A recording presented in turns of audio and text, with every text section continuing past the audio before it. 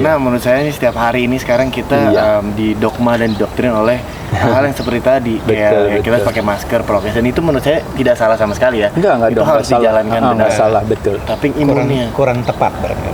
Bukan kurang tepat, tapi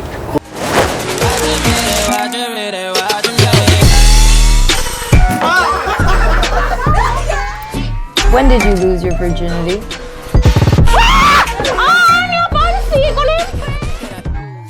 Halo semuanya, saya Jeremy Thomas. Episode awal sekali ini adalah saya happy sekali. Kenapa happy sekali? Karena bintang tamu yang hadir adalah bintang tamu atau guest yang sudah hampir, saya nggak tahu 25 tahun apa 30 tahun nih saya kenal, yaitu sahabat saya Adera. Apa kabar, Dek? Oh, baik, terima kasih sudah diundang. Ya, sama. Dan kebetulan di sini ada dua nih milenial yang ingin ikut bergabung bersama topik ini, yaitu putra saya Axel dan ini Dava. Kita baru belajar, we're learning. Jadi kita akan bagi dua. Tema pertama adalah kita ingin mengangkat dari sisi bangsa yang baik adalah bangsa yang memperhatikan ketahanan mental dan fisik. Kenapa saya ngomong gitu, Dek? Saya tergelitik sekali dalam beberapa tahun belakangan ini. Saya lihat nih, Dek, sukses story orang-orang hebat di dunia ini. Ronaldo fisiknya prima, performanya prima, dan dia menjadi satu endorser yang lumayan sangat tinggi. Lionel Messi, Sergio Ramos, The Rock, semuanya orang-orang yang mengutamakan stamina fisik yang cukup menarik dan mereka menjadi leading dunia dan fansnya cukup banyak. Kenapa saya hadirkan Dava sama Axel? Karena mereka juga on the way ke sana. Mereka ingin sekali mempunyai fisik yang kuat. Kalau dulu zaman saya fisik, mungkin waktu saya sama Ade, kalau kita badannya gede, Ade masih ingat kita dibilang anak gym. Ya kan? Kita dibilang, oh anak gym nih gitu loh. Nah, ternyata paradigma itu berubah. Nah, mungkin Ade bisa cerita nih paradigma yang begitu berubah kepada Dava sama kepada Axel. Kalau saya rasa sih sebenarnya lebih kepada gini loh. Memang kalau kita bicara sehat ya, saya ngomong sehat dulu ya secara umum. Jadi kalau sehat sendiri dari katanya health itu means whole. Whole itu artinya dia tidak linear, tapi dia non-linear. Dia tidak reduksi, tapi dia sifatnya tuh jadi kalau istilahnya sehat itu menyeluruh. Jadi kalau ada institusi kesehatan dunia pernah bilang, sehat katanya bukan cuma badan, tapi sehat juga mental, sehat juga bahkan katanya ekonominya, sosialnya, budayanya, yang kebetulan hari ini lagi pada sakit semuanya ya. Jadi saya tadi seperti melanjutkan Mas Jimmy tadi katakan, teman-teman sekalian, memang unik ketika hari ini kita punya yang namanya protokol kesehatan yang kalau sesungguhnya kita artikan namanya adalah protokol ketidakterjangkitan sebenarnya. Ya. Kenapa itu, deh? Jadi maksudnya kan kita hari ini kan sedang mengalami ada sebuah wabah gitu. Nah, jadi ada berbagai cara yang bisa kita lakukan. Jadi dalam pendekatan bagaimana kita supaya tidak terjangkit, makanya ada protokol tidak terjangkit. Makanya kenapa kita mesti cuci tangan, mungkin kita jaga jarak, mungkin kita pakai masker dan sebagainya. Tapi kalau kita berbicara kesehatan sendiri, nah ini kita berbicara yang tadi Papa tadi katakan, yaitu adalah bahwa sehat itu sesungguhnya adalah yang namanya kalau istilahnya orang bilang tergantung daripada ulah perilaku kita. Nah, perilaku di sini ada perilaku gerak. Nah, gerak itu terbagi macam-macam. Gerak makan, artinya mulut kita adalah sumber kesehatan dan sumber kesakitan. Mulut kita, badan kita itu adalah akumulasi daripada yang kita makan. Nanti kita di sana berbicara sumber penyajian, jadwal dan timing, dan juga jumlah sesuai dengan kondisi masing-masing. Makanya kenapa pendekatan kesehatan selalu precision and personalized, nggak pernah yang namanya one size fits all. Makanya unik ketika nanti ada sebuah kebijakan kesehatan semuanya sama rata gitu ya. Nah, berarti yang sekarang ini kita dengar tiap hari rada kurang tepat. Sebenarnya bukan kurang tepat, tapi memang menyenangkan kalau kita membuat sebuah evaluasi untuk kita tidak hanya berfokus kepada upaya untuk avoiding, menghindari, tapi kita juga coba untuk mencari cara untuk istilahnya, nah contoh nih paling gampang nih, misalnya Axel dan Dava ya kan melakukan berbagai aktivitas. Salah satunya anak-anak sekarang melakukan, contohnya misalnya Dava kan latihan bela diri ya. Nah, jadi konsepnya tuh sederhana gini aja. Kalau kita bicara yang namanya seseorang sakit disebabkan oleh dua hal. Satu namanya karena defisiensi, yang kedua karena namanya toxicity. Nah, kalau berbicara toxicity itu bisa disebabkan karena banyak hal. Bisa karena polutan, bisa karena energetik, bisa karena heavy metal, bisa karena proses fooding dan sebagainya. Nah, kalau virus, bakteri itu masuk di dalam kategorinya namanya opportunistic. Jadi dia mengambil kesempatan kepada tuan rumah yang ramah kepadanya. Nah, jadi artinya kalau orang bilang, loh virus itu berbahaya ya. Berbahaya bagi siapa? Bagi yang menjadi tuan rumah yang ramah kepadanya. Nah, tuan rumah yang ramah kepadanya, that means apa? Immune health-nya berarti turun.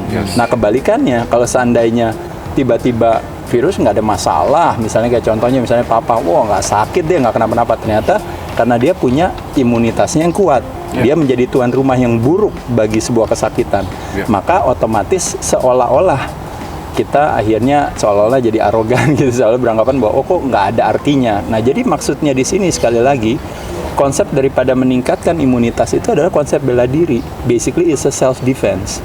Jadi musuh itu bisa datang kapan aja. Kita nggak bisa kontrol yang namanya penyakit hari ini nomor 19, nomor 20, nomor 21. Dengan COVID-19. Ya enggak, saya cuma bilang itu aja. I agree. Dengan berbagai model dan variannya, A, B, C, D, E, kita mengharapkan itu nggak akan terjadi. Yang kita harus lakukan adalah kita balikin lagi. Justru semuanya tergantung daripada si kemampuan kita untuk bela diri. Makanya kenapa saya katakan sekali lagi, keimanan dan keimunan itu yang dijaga, maka keamanan akan terselenggara. Basically you have to take care of your body, and your mental, and your everything. Kita nggak bisa pay attention sama si sakitnya, karena sakitnya akan datang terus-terusan dengan berbagai varian. Kita nggak bisa. Persis kalau kita berbicara yang namanya financial IQ kita kan tinggi. Kita nggak bisa hindari yang namanya beras naik, harga kecap naik, harga bensin naik, kita nggak bisa hindari itu gitu. Tapi yang kita bisa lakukan is how we respond that condition. Dengan cara apa? You increase your financial IQ, punya kecerdasan, akhirnya punya kemampuan untuk menciptakan karya yang memberikan penghasilan bagi kita, sehingga kita bilang nggak ada masalah, ekonominya mau gimana juga saya bisa survive di sana. Adapt dengan situasi itu. Nah, poin saya di sini adalah we are focusing on immune health. Nah, itu yang makanya tadi saya bilang sebuah kebijakan kesehatan nggak bisa semata-mata berfokus hanya kepada keamanan, tapi bagaimana kita ngajarin si masyarakatnya itu untuk punya kemampuan self defense. Saya boleh bertanya nggak? Oh iya, kembali lagi tadi bilang krisis kesehatan ya, menurut saya juga ada krisis ketidaksetaraan informasi sekarang ini. Karena menurut saya ini setiap hari ini sekarang kita didogma dan didoktrin oleh hal-hal yang seperti tadi, kayak kita pakai masker, prokes, dan itu menurut saya tidak salah sama sekali ya. Enggak itu harus dijalankan benar. Salah, betul. Tapi imunnya kurang tepat berarti. Bukan kurang tepat, tapi kurang porsinya, saya setuju dengan imun. Betul, seperti sama yang tadi Meti juga bilang, Mas Adera juga bilang mengenai makanan, jaga mental. Iya, setuju. Why do you think bisa ada ketidaksetaraan informasi nih sekarang? Padahal yang akan sangat long lasting ini kan adalah yang ini nih, yang menjaga imun kita nih. Kita menjadi host yang buruk mengenai virus kan. Betul. Jadi kalau saya boleh jujur, sebenarnya kita semua bukan cuma di Indonesia, di dunia pun sebenarnya punya kecerdasan itu dan paham gitu. Cuma masalahnya memang dalam situasi hari ini suasananya pelik. Artinya apa? Artinya seperti saya katakan tadi, nuansa politis dan kepentingannya itu memang besar. Nah, makanya itu yang di luar kuasa kita. Itu yang makanya kenapa kita nggak bisa sentuh di sana. Karena apalagi kayak saya tidak punya kapasitas untuk berbicara dalam hal itu. Terlepas daripada saya sarjana ilmu politik. Tadi saya setuju sama Dava. Jadi kenapa nggak kita kampanyekan immune health kan? Maksudnya itu setara kan? Dengan yang dengan kita mengkampanyekan yang lain. Nah, saya setuju sih, itu benar. Gini, tepat sekali. Dava, berapa minggu yang lalu Om Jeremy itu sempat nonton IG-nya Om Ade. Kalau ada suatu kampanye yang mengatakan bahwa kita harus pakai masker, mencuci tangan supaya kita menjadi manusia yang sehat, supaya kita menjadi manusia yang punya imun bagus. Karena faktanya per hari ini kalau ini opini pribadi saya ya, COVID ini sangat destruktif, multiplier efeknya. Apa yang nggak terjadi? Orang bercerai, kejahatan meningkat, situasi mental keluarga menjadi tidak baik, pengangguran bertambah. Ini bukan saya yang ngomong, silakan lihat di di recap media. Saya tadi menyimak sedikit pick up poinnya Ade dan pick up poinnya Dava. Berarti di sini ada sikap mental yang sebenarnya tidak seperti kalian nih. Andai kata misalnya hari ini ada orang yang kalau kita punya otoritas untuk boleh memberikan masukan atau bisa mengambil keputusan. Kalau misalnya Ade atau Dava hari ini mempunyai suatu tempat di mana kalian bisa bersuara, ya harusnya ya tidak seperti ini gitu loh. Karena menurut saya menjaga tubuh untuk mempunyai imunitas yang baik daripada kita hanya memikirkan hal yang tadi jauh lebih sehat, dan itu sudah kami lakukan sama brother saya Aderai sudah hampir 25 tahun. Saya makan yang sehat, saya jaga, saya ke gym, saya tingkatkan imunitas. Pada saat orang lain teriak-teriak segala macam, ya saya juga masih merasa lebih baik. Kan begitu, Dak? Iya, gitu. Tapi kembali lagi memang satu hal teman-teman sekalian, ada istilah yang mengatakan kita tidak boleh terperangkap dalam sebuah metode lupa memahami esensinya. Jadi kalau ada istilahnya orang bilang do not get caught being busy as an actor gitu. Artinya kenapa kita istilahnya punya role atau peran seperti itu? Karena role peran seperti itu ingin kita harapkan ada satu esensinya. Nah contohnya misalnya saya bilang, kenapa kita tidak mau terjangkit? Supaya apa? Saya tanya. Supaya apa, Matt? Ingin supaya kita tidak terjangkit supaya apa? Supaya sakit apa supaya sehat? Supaya sehat pasti. Betul. Berarti esensinya apa di ujungnya? Sehat kan? Sehat. Betul. The end point. Iya. End pointnya adalah harus sehat. Harus sehat. Nah, jadi tujuan daripada sebuah negara adalah menyehatkan masyarakatnya. Kalau salah satu kewajibannya. Yes. Nah, cuma yang terjadi hari ini kita terperangkap dalam sebuah metode, yaitu sibuk try to win the battle tapi lose the war. Maksudnya apa? Jadi sibuk memenangkan pertempuran untuk tidak terjangkit. Tapi kita kalah perang, kenapa dalam proses kita berlari daripada ketidakterjangkitan itu kita mati semuanya gara-gara berbagai penyakit lain. Apakah penyakit yang berhubungan dengan badan, tadi misalnya orang yang sakit jantung, orang yang cancer, orang yang diabetes, orang yang berbagai penyakit metabolik sindroma, nggak kerawat sekarang hari ini. Dan yang kedua adalah orang-orang yang kena penyakit hal-hal yang lain, yaitu yang tadi yang saya bilang holistik, yaitu adalah apa? Economic illness. Nah tadi yang Papa bilang tadi, berapa banyak orang yang hari ini jatuh miskin. Kemiskinan itu meningkatkan imunitas apa menurunkan imunitas? Menurunkan imunitas. Oke, nah itu satu. Lalu yang kedua, kita sebagai makhluk sosial di Indonesia, mayoritas masyarakat itu orang Jawa. Orang Bali aja bahkan orang Jawa. Mayoritas orang Jawa. Ada satu istilah kuno di orang Jawa itu yang namanya mangan orang mangan yang penting ngumpul gitu. Itu udah sebuah budaya. Jadi ketika mereka yang penting ngumpul, mereka memiliki satu kekuatan yang luar biasa. Tapi dengan narasi hari ini kan tidak memungkinkan ceritanya, karena ngumpul itu dianggap sebagai sesuatu yang melemahkan. Dijemput sama Satpol PP.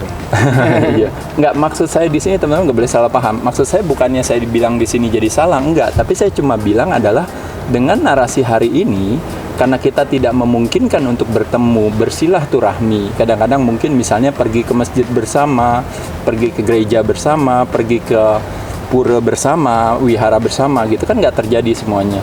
Bahkan kita sakit juga lagi mentalnya. Kayak hari ini teman-teman kita yang sakit kita nggak bisa kunjungi. Bahkan yang meninggal pun juga kita sudah bye-bye, kita nggak bisa kunjungi dan sebagainya. Teman kita ulang tahun pun juga kita kan juga nggak datang. Nah di situ bukan sesuatu yang saya ingin bahas di sini benar atau salah, tapi saya cuma bilang bahwa terjadi nggak yang namanya social illness. Terjadi. Betul. Nah itu tadi makanya saya bilang, berarti satu terjadi economic illness nggak? Kita jadi tambah miskin nggak hari ini? Social illnesses. Kedua, kita terjadi nggak yang namanya social illness? Terjadi nggak yang namanya culture illness? Dulu kita bertemu, kita cipika-cipiki, anak-anak salim, kadang-kadang kita hugging juga salah satu. Kalau istilahnya orang bilang katanya meningkatkan imunitas kan gitu. Tapi yang terjadi hari ini enggak. Kita Brooklyn style ya, semuanya pada gitu kan. Kayak gitu ya. Jadi artinya di situ pertanyaan saya, terjadi nggak yang namanya sebuah culture shock ketika hari ini orang melihat sesama manusia, yang dia lihat itu adalah mereka saling curiga. Jadi kayak judgmental itu kayak diasah, sehingga akhirnya budaya penghakiman itu jadi tinggi. Nah pertanyaan saya, terjadi nggak is a culture illness sekarang? Terjadi. Yuk kita bahas teman-teman sekalian. Every country is happening right now. It's happening. Jadi bukan cuma Indonesia, betul ya. Jadi artinya saya bilang di sini, economic illness terjadi nggak? Terjadi. Social illness terjadi nggak? Terjadi. Culture illness terjadi nggak? Iya. Terjadi. Dari ini semua dia akan lead to apa? Lead to mental illness. And then mental illness will lead to apa? Immunodepression. Yes. Imunitas kita depres. Nah itu tadi. Begitu imunitas depres, si opportunistic dia bisa mengambil kesempatan nggak? To come here anytime. Anytime. Yes. Pada saat itu yang dapat kredit siapa? Virus. Betul. Berarti- begitu virus dapat kredit, orangnya meninggal, misalnya prematur kematian atau dia sakit parah dan sebagainya, akhirnya akan menjadi apa? Bahan baru lagi untuk apa? Untuk menjadi ketakutan dan kecemasan untuk dikampanyekan bahwa lihat tuh kan virusnya bahaya kan, buktinya dia mati gitu. Tanpa kita membuat satu evaluasi kematian disebabkan karena apa? Oke. Nah makanya kenapa di sini yang saya katakan tadi akhirnya terjadi yang namanya cycles of fear and ignorance itu. Nah itu yang maksud saya tadi, saya setuju dengan tadi yang Papa bilang. Jadi mesti hati-hati. Makanya kenapa angka kematian dan angka prematur kematian dan angka kesakitan begitu meningkat. Karena ketika kita berbicara yang namanya kesehatan itu, pendekatan kita sifatnya reduksi. Kita cuma berfokus yang penting, Matthew, kamu yang penting pokoknya nggak positif, nggak boleh positif, yang penting negatif. Masalah nanti kamu mati gara-gara urusan kegemukan, atau misalnya kamu mati gara-gara kemiskinan, atau bahkan hari ini terjadi yang namanya, kalau istilahnya namanya molecule of loneliness, terutama di kalangan orang tua. Yes. Orang tua kita sekarang bahkan anak-anaknya saking ceritanya dalam tanda kutip peduli sama orang tua, cucu, anak semua nggak boleh ketemu. Orang tuanya yang udah tua, biasanya kakek-kakek kita biasanya sukanya ngapain? Ngopi-ngopi, nongkrong sama temen-temennya yang udah tua, lalu talking about old time sake. Ya, wah kita bercerita kayak gitu. Sekarang semua nggak boleh. And it's good for them too. At Iya, their age. iya. Tapi hari ini nggak bisa melakukan itu. Terjadi yang namanya istilahnya molecule of loneliness tadi. Jadi kesepian tadi itu akhirnya juga berkontribusi terhadap imunitas si orang tersebut. Nah, jadi poin saya sekali lagi di sini, yuk kita kembalikan lagi gitu, bahwa istilahnya memang kalau kita lihat end results-nya seolah-olah semuanya mati gara-gara COVID, tapi ada istilah yang disebut dengan yang namanya die with something sama die because of something. It's two different things. Nah, jadi kalau semuanya die with something sama die because of something itu dijadikan satu jaket yang sama, sertifikat yang sama. Nah, makanya kenapa akhirnya jadi seolah-olah it's getting worse and worse. Kematian pun juga sama. Ada yang disebut dengan namanya direct causation, artinya langsung disebabkan karena faktor tersebut. Yang kedua ada yang disebut namanya correlation. Berarti itu makanya kenapa ada konsep komorbiditas. Berdasarkan statistik, lebih dari 75% itu obesitas nomor 1. Nomor 2 itu orang tua yang karena degeneratif. Nah, itu berarti kan ada penyebab lain. Makanya kenapa seolah-olah si virus itu bisa berbahaya. Yang ketiga, selain direct causation, yang kedua adalah correlation, yang ketiga adalah yang disebut namanya association. Jadi kita berasosiasi, kita bilang, oh iya jangan-jangan dia mati gara-gara itu. Gitu. Dan yang terakhir, yang paling parah, yang disebut dengannya apa namanya? Accusation. Accusation, ya. Ya, accusation. Nah, ketika accusation lebih lagi nggak bertanggung jawab, pokoknya dia bilang, oh dia matinya gara-gara itu aja, udah gampang. Langsung divonis ya. Betul. Nah, jadi poin saya kalau kita berbicara sebuah angka kematian itu, kita harus mesti teliti lagi angkanya itu disebabkan karena apa. Dan ini yang maksud saya sekedar masukan. Saya cuma mau mengatakan, kalau ibaratnya permainan bola, kita mengharapkan memenangkan pertempuran, badan mau kita sehatkan dengan cara pokoknya yang penting harus negatif, nggak boleh positif. Tapi banyakan dari kita rata-rata kualitas kesehatannya menurun sepanjang 2 tahun terakhir ini. Gara-gara apa? Gara-gara yang tadinya prediabetes jadi diabetes tipe 2. Yang diabetes tipe 2 sekarang udah diabetes tipe 3. Yang cancer first stage sekarang udah end stage. Yang tadinya badannya lean sekarang udah Mamma Mia ya, gendut ya. Yang tadinya, jadi kita hampir sebagian besar, bukan cuma masyarakat di Indonesia tapi di dunia, dalam 1 tahun atau 1,5 tahun terakhir ini semuanya kualitas kesehatannya semuanya menurun. Yang penting pokoknya nggak boleh positif, itu aja. Jadi dia, 1, kita udah kalah di sana. 2, kebanyakan dari kita secara ekonomi menurun, kalah lagi dia di situ. Kebanyakan dari kita secara sosial dan budaya tadi termasuk kesepian menurun lagi. Jadi kita kalahnya tuh bisa 4-5 poin, tapi ingin mengharapkan menangnya 1. Makanya nggak akan pernah selesai urusan ini. Gitu. Oke. Kenapa ya di bansos itu instead hanya memberikan makanan, kenapa tidak juga dikasih misalnya katakan sesuatu yang lain gitu. Artinya pemahaman yang lain atau ilmu pengetahuan yang lain atau petunjuk yang lain tentang nutrisi. Ya setidaknya kalau memang vitamin C itu meningkatkan imunitas, Iya, masukinlah vitamin C. contohnya itu maksudnya. Saya sampai berpikir sesimpel itu, tapi ternyata ya tidak sesimpel itu yang terjadi sekarang. Iya. Nggak, kalau saya rasa sih kita hanya akan habis tenaga ya ketika kita membahas soal ini gitu ya. Karena saya yakin juga, sekali lagi saya yakin kalau ada istilah yang mengatakan tubuh itu tidak sebodoh yang kita duga gitu ya. Jadi kalau kita berbicara sebuah negara itu juga tidak sebodoh yang kita duga gitu. Pasti memang kan, makanya tadi saya katakan tadi ada kepentingan yang berbeda dalam menangani sebuah situasi. Nah, kepentingan itu bisa positif bisa negatif, tapi nah itu yang kita istilahnya nggak tahu gitu. Nah, kita tahu tapi kita tahu tapi tidak mau menduga. Iya, nggak mau menduga. Jadi poin saya sebenarnya nggak penting. Kenapa? Saya hanya lebih kepada melihat betapa sulitnya lah kalau hari ini jadi pemerintah itu ngurusin urusan gitu tuh, betapa sulitnya. Karena kita itu nggak bisa black and white. Kayak seolah-olah orang bilang, oh berarti orang Jawa tuh semua kayak gitu, gitu ya. Berarti orang Bali tuh semua kayak gini, gitu kan, nggak kayak gitu. Jadi berarti pemerintah tuh kayak gini tuh nggak kayak gitu juga. Di sana juga itu complicated sekali. Jadi saya yakin tidak sesederhana itu. Cuma maksud saya kalau masukan daripada acara kita ini kan mungkin saya rasa lebih kepada bagaimana menyenangkan kalau memang ada satu itikat menyehatkan masyarakat. Orang seperti Axel, Matthew, dan Dava yang ibaratnya mereka nih benar-benar pemula dalam hal umur aja, masih pemula. Mereka aja dengan santainya bisa cerita bilang gini, oh ini masalah kesehatan kan gitu kan. Mereka cuma ngomong apa?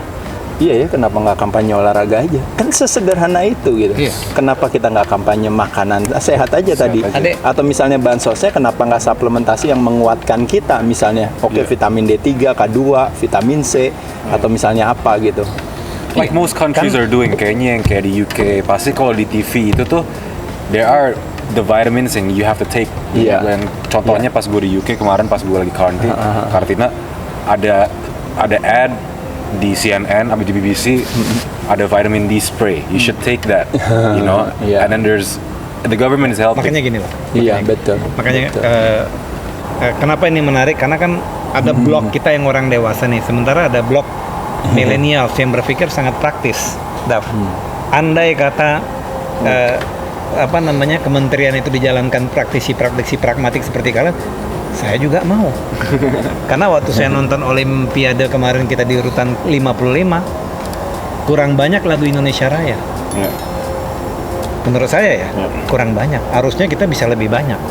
Harusnya kita bisa lebih prestasi. Tapi ya kalau ngomong kan gratis nih, gampang. Tapi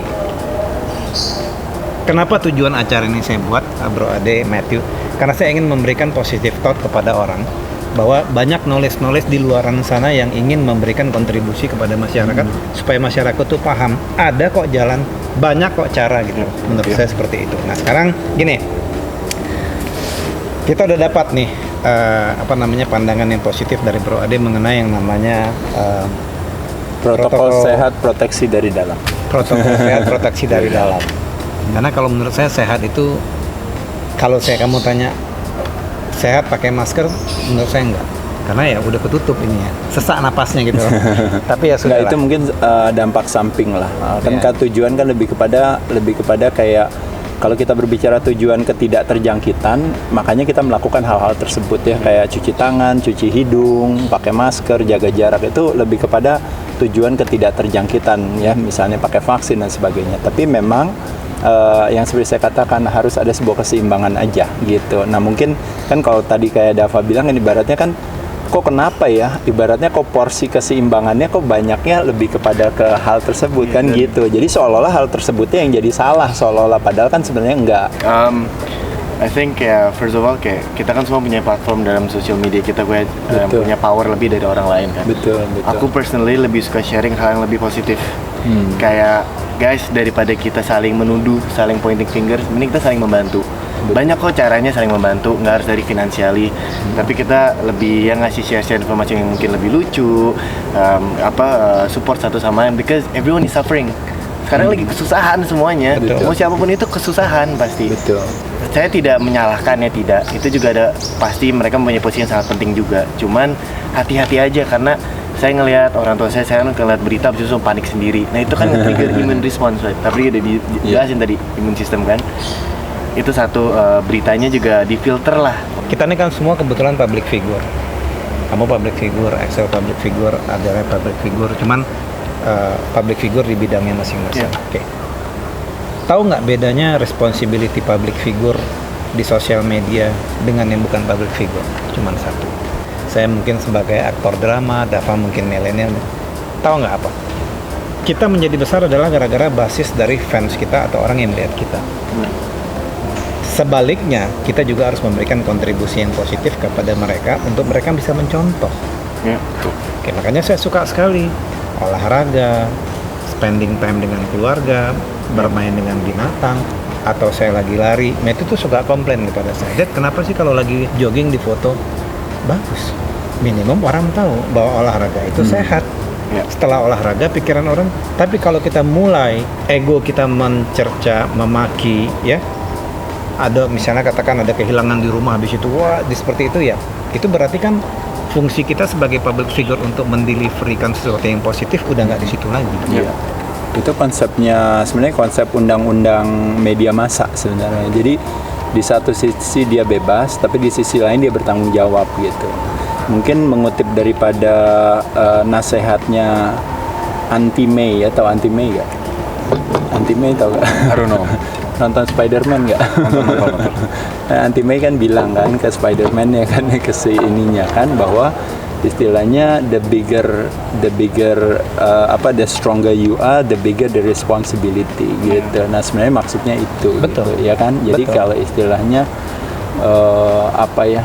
kadang-kadang kita suka lupa gitu ketika kita jadi public figure, ketimbang daripada kita menyebarkan sesuatu yang menguatkan hati masyarakatnya gitu, tapi kita melemahkan hati gitu. Dan bahkan kadang-kadang kita pakai kapal kita untuk kita bilang, ayo ikut kapal saya untuk melawan kapal orang lain gitu. Nah itu mungkin Fighting among each others. iya. Not Tapi saya setuju dengan David tadi bilang itu, kalau secara teoritis penjelasannya gini ya. Jadi ada satu penelitian yang mengatakan bahwa katanya ya, gimana sih caranya untuk meningkatkan imunitas kita gitu.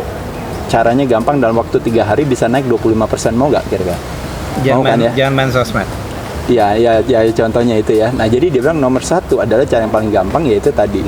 Nomor 1 adalah jangan baca berita atau nonton berita, dan kedua nggak main sosmed, tepat sekali. Nah, alasannya kenapa kita nggak baca berita atau mungkin nonton berita atau sosmed, sebenarnya hanya lebih kepada bukan salah beritanya, bukan. Tapi sekarang pertanyaan saya, berita itu lebih enak kalau dilihat itu sebagai sesuatu yang negatif atau yang positif. Contoh misalnya, bukan, maksud saya gini, kayak ada koran nih, kita lagi di mobil kan, zaman dulu orang suka jualan koran. Judulnya di koran adalah hari Minggu besok itu di Jakarta cuaca cerah, itu judulnya, headline-nya. Nah yang kedua adalah hari Minggu besok nanti akan mau ada demo buat bubarin pemerintah atau apa misalnya kayak gitu. Kira-kira kita akan beli yang mana pada saat itu? Kita tentu pasti akan beli yang ada dramanya. Nah, jadi maksud saya di sini adalah kita nggak bisa menyalahkan yang namanya media, karena media pada dasarnya, the nature of media itu adalah is a conflict. Jadi the nature of media itu adalah mentalitasnya adalah versus. Karena dengan mentalitas versus itu terjadilah drama. Dengan drama itu makanya kualitas berita akan meningkat, dan pada saat itu relate-nya dengan rating, dan rating itu akan relate-nya dengan kehidupan daripada institusi tersebut. Nah, jadi poin saya cuma mau bilang sekali lagi, jadi nggak pernah boleh menyalahkan hal tersebut gitu. Jadi memang udah alamnya begitu. Nah, jadi tinggal bagaimana kita bisa menseleksi, mensikapinya gitu. Saya cuman kayak kembali lagi tadi kayak saya lihat ya, populer news terpopuler itu pasti dari 10 paling yang positifnya itu paling cuma 1 atau 2. Jadi gini, top5.com. Saya nggak menyebutan nama ya. Ada yang huruf D, ada yang huruf dan segala macam, kan segala macam. Dulu 10 tahun atau 12 tahun yang lalu, mereka masih mempunyai yang namanya sincerity terhadap berita yang mereka bakal tayangkan. Ya, misalnya katakan, atau gini, saya ngomong yang paling gampang lah. Kemarin menang Olimpiade, kamu lihat karena badminton. Hari ini kamu lihat ada berita itu lagi nggak? Ya. Tidak kan? Enggak. Tidak. Hanya pada waktu itu, habis itu turun. Ya. Pertanyaan saya, sama dengan virus jahat. Pada saat misalnya berita yang setiap hari kamu lihat, pemerkosaan, bapak perkosa anak, KPK menangkap dan segala macam atau selebriti dilaporkan, fighting each other among dan segala macam yang esensinya terhadap kesehatan jiwa kita juga nggak menarik. Yes. Secara statistik itu akan ada tiap hari di berbagai macam media top 5 atau top 10 tersebut. Tapi that's unavoidable. Iya. Harus dari diri kita sendiri yang aware how to control itu it. tepat kalimat yang Matthew bilang. Jadi if you aware that you are stressed, that means you are not stressed. Yes. If you aware that you are crazy, that means you are not crazy. Kenapa? Karena when you are aware, that means si crazy itu atau si stress itu dia akan menjadi objek. What do you think of balanced diet? Karena kan kembali ke tadi yang Matthew bilang kan yang presisi kan, kembali lagi ke orangnya. Cuman kadang menurut aku sendiri waktu aku pengen mencoba healthier lifestyle, aku dari 0 to 100 langsung pengen completely berubah, dan itu menurut aku juga ada salahnya untuk diri aku. Karena badan aku belum siap, secara habit juga belum siap, jadinya tidak konsisten. Ya kan? Nah, I think there's a saying that a happy donut is better than a sad salad. Dalam artian, jangan lupa check our channel here and jangan lupa check our videos here.